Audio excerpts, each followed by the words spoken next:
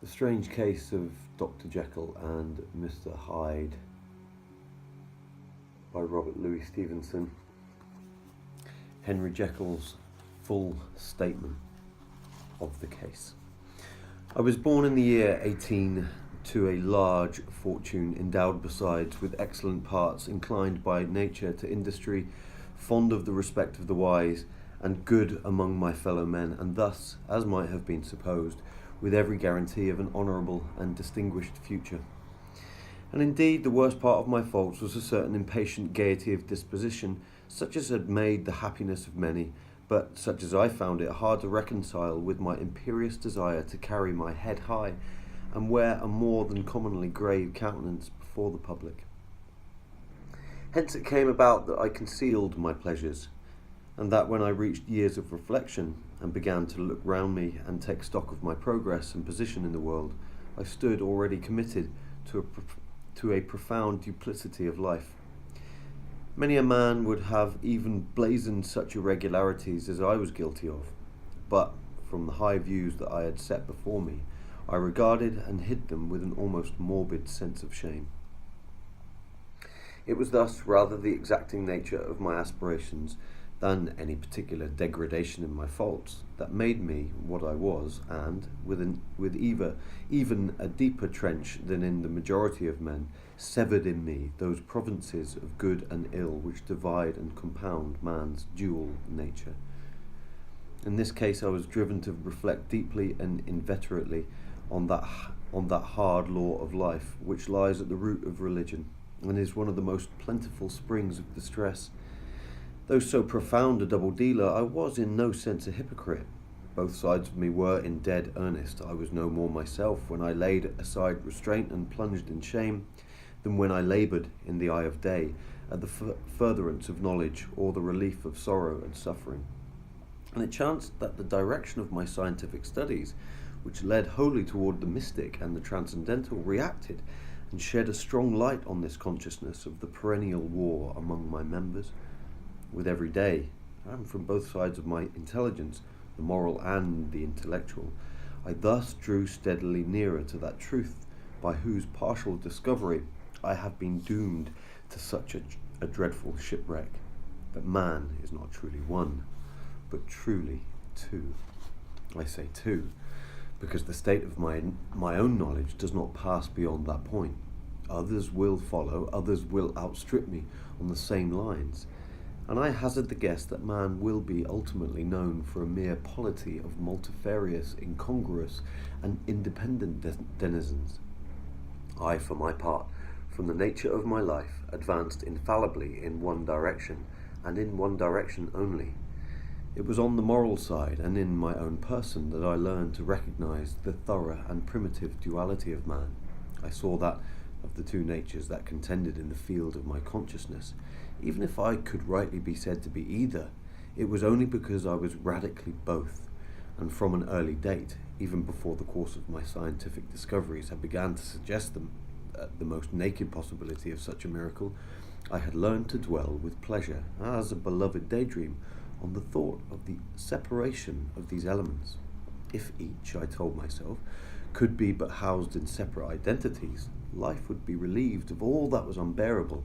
The unjust might go his way, delivered from the aspirations and remorse of his more upright twin, and the just could walk steadfastly and securely on his upward path, doing the good things in which he found his pleasure, and no longer exposed to disgrace and penitence by the hands of this extraneous evil.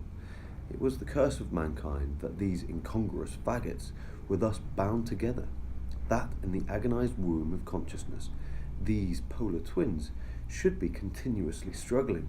How then were they disassociated? I was so far in my reflections when, as I have said, a sidelight began to shine upon the subject from the laboratory table.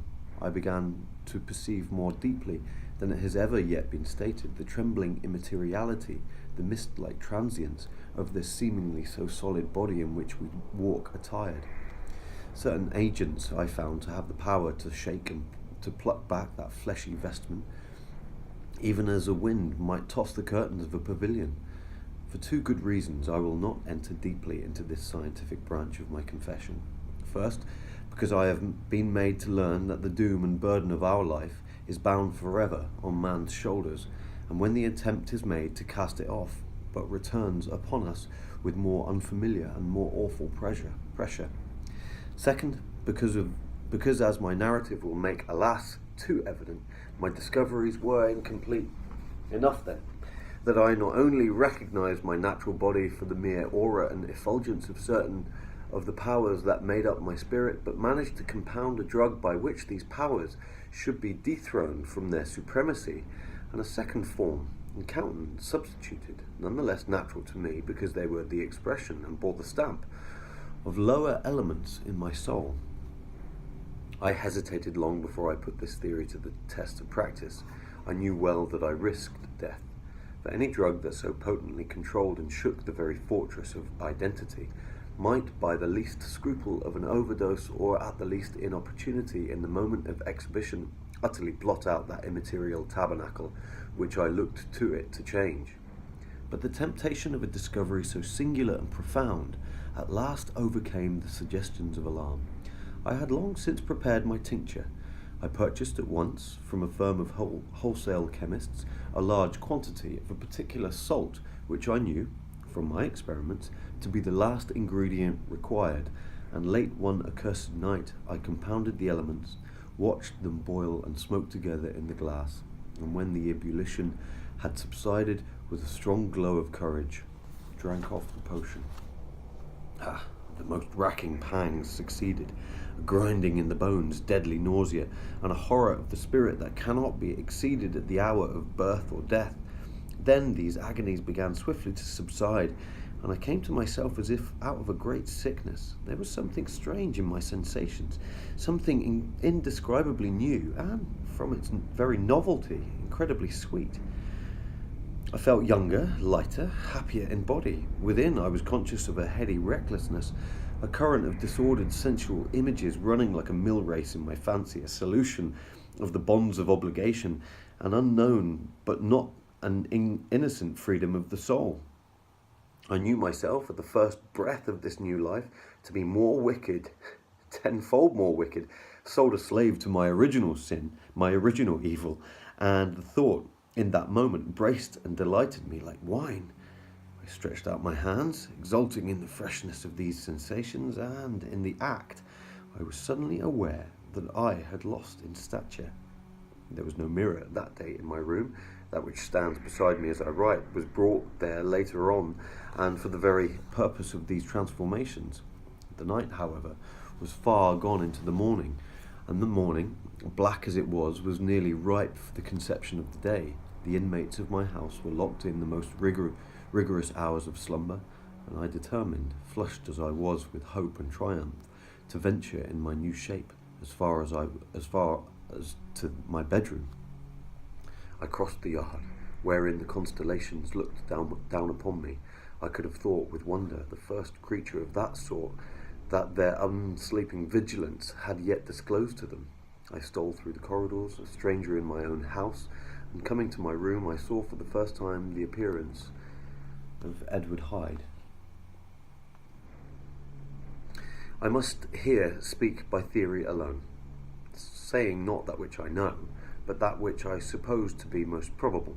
The evil side of my nature, to which I had now transferred the stamping efficacy, was less robust and less developed than the good which I had just deposed.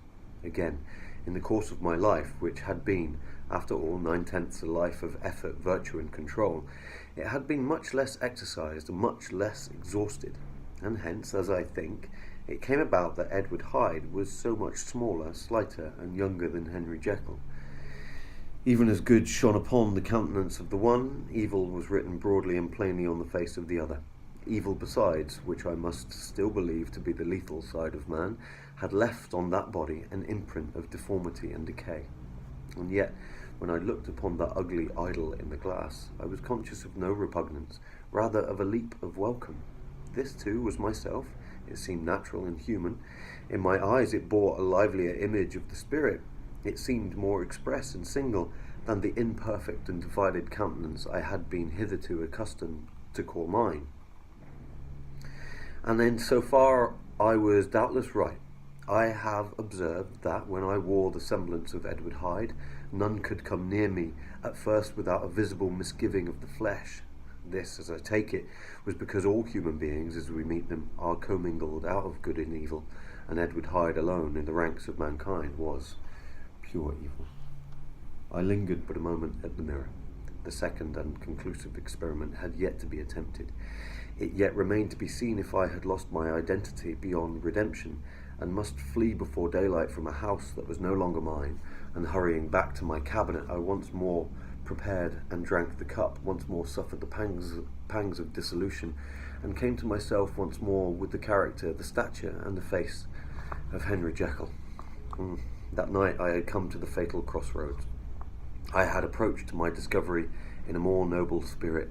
Had I risked the experiment while under the empire of generous or pious aspirations, all must have been otherwise, and from these agonies of death and birth I had come forth an angel instead of a fiend. The drug had no discriminating action.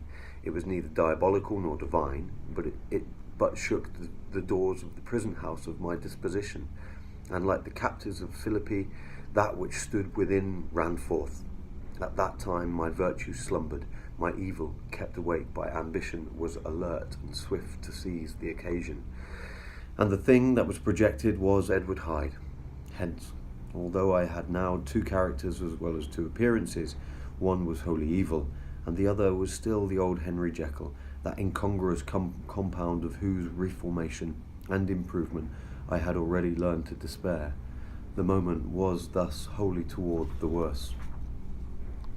Even at that time, I had not yet conquered my aversion to the dryness of a study of life. I would still be merrily disposed at times, and as my pleasures were, to say the least, undignified, and I was not only well known and highly considered, but growing toward the elderly man, this incoherency of my life was daily growing more unwelcome. It was on this side that my new power tempted me, until I fell in slavery. I had but to drink the cup, to doff at once the body of the noted professor, and to assume, like a thick cloak, that of Edward Hyde. I smiled at the notion. It seemed to me at the time to be humorous, and I made my preparations with the most studious care. I took and furnished that house in Soho to which Hyde was tracked by the police, and engaged a housekeeper, a creature whom I well knew to be silent and unscrupulous. On the other side, I announced to my servants that Mr. Hyde, whom I described, was to have full liberty and power about my house in the square, and to parry mishaps. I even called and made myself a familiar object in my second character. I drew up that will to which you so much objected, so that if anything befell me in the person of Dr. Jekyll, I could enter on that of Edward Hyde without pecuniary loss. And thus fortified, as I supposed on every side, I began to profit by the strange immunities of my position. Men have before hired bravos to transact their crimes, while their own person and reputation sat under shelter. I was the first that ever did so for his pleasure.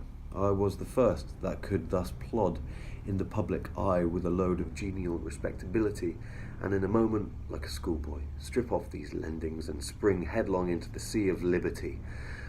But for me, in my impenetrable mantle, the safety was complete. Think of it, I did not even exist. Let me but escape into my laboratory door, give me but a second or two to mix and swallow the draught that I had always standing ready, and whatever he had done, Edward Hyde would pass away like the stain of breath upon a mirror, and there in his stead, quietly at home, trimming the midnight lamp in his study, a man who could afford to laugh at suspicion would be Henry Jekyll.